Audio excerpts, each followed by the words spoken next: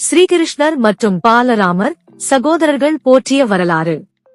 மதுரையில் சிறையில் வசுதேவர் மற்றும் தேவகி தங்கள் பிறந்த குழந்தைகளை கம்சன் கொன்றதை நினைத்து துயரமடைந்தனர். அந்த இரவு கருமையான மேகங்களைப் போல அழகிய ஒளிரும் குழந்தையாக ஸ்ரீகிருஷ்ணர் பிறந்தார்.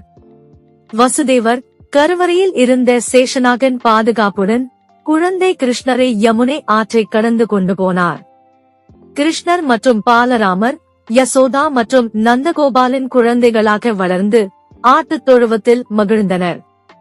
கிருஷ்ணரும் பாலராமரும் பசுக்களை மேய்த்தும் மகிழ்ச்சியாக விளையாடியும் சிறுவயதில் நேரத்தை கழித்தனர்.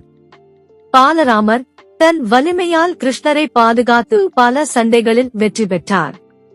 கிருஷ்ணர் மற்றும் பாலராமர் கம்சனை வீழ்த்தி மதுரா மக்களை தீண்டாத துரோகம் இருந்து காப்பாற்றினர். மதுராவை விட்டு அவர்கள் தங்கள் புதிய பேரரசாக துவாரகையை உருவாக்கினர். மகாபாரத போரில் கிருஷ்ணர் அர்ஜுனனுக்கு சாரதியாகவும் பாலராமர் நீர்கேசனை ஆதரித்தவராகவும் இருந்தனர். கிருஷ்ணரும் பாலராமரும் தர்மத்தின் அடையாளங்களாக வாழ்ந்து காலத்திற்கேற்ப தங்கள் பணி முடிந்தது. இந்த வரலாறு சகோதரர்களின் சக்தியும் அன்பும் நிரம்பிய ஒரு காவியமாய் வாழ்ந்து கொண்டிருக்கிறது.